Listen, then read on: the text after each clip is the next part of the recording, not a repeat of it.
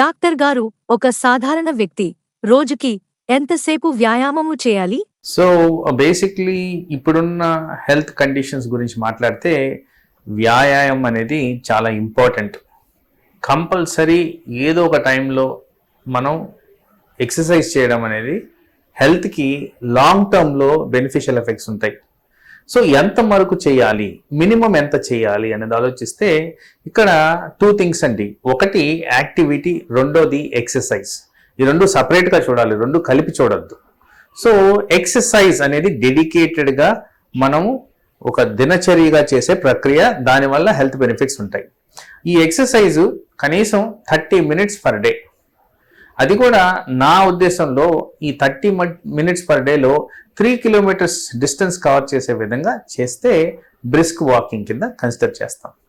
ఇదే లెక్కలో చూసుకుంటే గేమ్ ఆడుకోవచ్చు, స్పోర్ట్స్ ఆడుకోవచ్చు, ఇంకేదైనా వాళ్ళకి ఇష్టం వచ్చింది స్విమ్మింగ్ చేయొచ్చు, డ్యాన్స్ చేయొచ్చు, ఏది చేసినా కానీ ఇది ప్రాపర్ యాక్టివిటీ. తర్వాత యాక్టివిటీ గురించి మాట్లాడినప్పుడు యాక్టివిటీ అనేది ఎంత కదలిక ఉంది శరీరంలో, ఈ కదలిక అనేది ఎనీవేర్ బిట్వీన్ 8,000 నుంచి 10,000 steps పర్ డే చేస్తే మంచిది. సో ఆ యాక్టివిటీ అనేది మనం ఎలా మానిటర్ చేసుకోవాలి అంటే, వాస్తవానికి ప్రతి ఒక్కరి దగ్గర స్మార్ట్ ఫోన్ గ్యాజెట్స్ ఉన్నాయి. దాంట్లో పెడోమీటర్ అంటే ఆ స్టెప్స్ని లెక్కెట్టే విధంగా సాఫ్ట్వేర్ ఒకటి ఉంది కాబట్టి దాన్ని పెట్టుకొని మనం మానిటర్ చేసుకుంటే అరౌండ్ 8,000 steps పర్ డే చేసిన దానివల్ల ఇది కూడా హెల్త్కి బెనిఫిషియల్ ఎఫెక్ట్స్ ఉంటాయి. ఫర్ ఎగ్జాంపుల్, ఎవరైతే యాక్టివ్గా ఉంటారో వాళ్ళల్లో బోన్ స్ట్రెంగ్త్ బెటర్గా ఉంటుంది, మజిల్ టోన్ బెటర్గా ఉంటుంది, బ్యాలెన్స్ బెటర్గా ఉంటుందని శాస్త్రపరంగా రుజువులు ఉన్నాయి. కాబట్టి ఈ విధంగా డైలీ యాక్టివిటీ ఒక నార్మల్ పర్సన్ చేసుకుంటే లాంగ్ టర్మ్లో హెల్త్ ఎఫెక్ట్స్ రాకుండా మనం కాపాడుకోవచ్చు. డాక్టర్ గారు, నిద్ర ఏ విధంగా ప్రభావితం చేస్తుంది? రోజుకి ఎన్ని గంటలు నిద్రపోవాలి? నిద్ర అనేది most neglected, most under recognised concept ఒక డే టు డే యాక్టివిటీలో. చాలా మంది నిద్ర వల్ల హెల్త్ అనర్థాలు వస్తాయంటే నమ్మరు.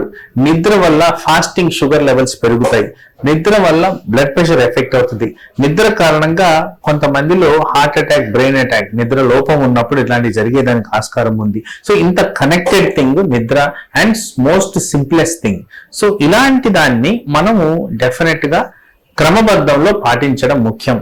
నా ఉద్దేశంలో చాలా మంది దీన్ని నెగ్లెక్ట్ చేయడం గమనించాను. పర్టికులర్ గా ఈ హెల్త్ ప్రాక్టీస్ లో చూస్తున్నప్పుడు ఇలాంటివి జరగడం చాలా మందిని తరచుగా బాధ పెట్టడం కూడా నేను గమనించాను. సో ఫస్ట్ అండ్ ఫార్మోస్ట్ మానసిక ఒత్తిడి, lack of exercise or activity and ఆలోచనలు, వీటన్నిటి కారణంగా నిద్ర అనేది డిస్టర్బ్ అవుతుంది. దీన్ని ప్రాపర్ గా పాటించడం ముఖ్యం. రికమెండేషన్స్ ప్రకారం చూసుకుంటే 8 నుంచి 9 hours మధ్యన పడుకుంటే కరెక్ట్, అట్లీస్ట్ 7 to 8 hours పడుకుంటే కరెక్ట్. సో ఇది మేనేజ్ చేయడం ఎలా అని చూస్తే రాత్రి 10 గంటల నుంచి ఉదయం 6 గంటల వరకు పడుకుంటే ఇది కరెక్ట్ ఫార్మ్ ఆఫ్ నిద్ర. ఈ విధంగా జరిగిన నిద్రలో మనకి బెనిఫిషియల్ ఎఫెక్ట్స్ అనేవి ఉంటాయి. ఈ విధంగా జరిగిన నిద్రలో హార్మోన్స్ బెటర్ గా మన బాడీలో సర్క్యులేట్ అవుతాయి, హార్మోనల్ బ్యాలెన్స్ బెటర్ గా ఉంటుంది, బ్రెయిన్ కి కావాల్సిన రెస్టరేషన్ ప్రాపర్ గా ఉంటుంది.